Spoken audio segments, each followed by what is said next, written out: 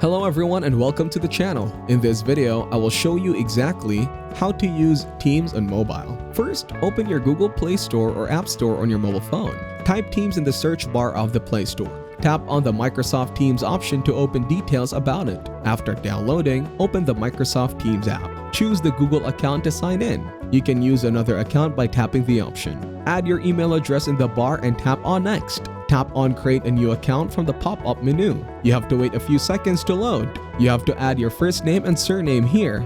Tap on Next and select your country and date of birth in this window. Tap on the country and select from the drop-down menu. Enter your date of birth accurately and tap Next. It will send a verification code to your email account.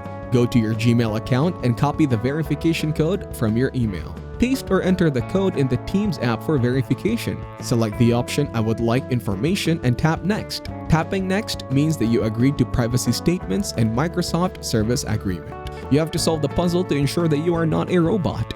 You have to rotate the image in the direction of your hand. After solving, tap on Submit to complete the verification. Tap on OK to different Microsoft policies. Your account will be created and tap on Get Started to start using Teams. Tap on Accept and see your profile picture, which will be visible in search. Tap on Continue and you can start meetings.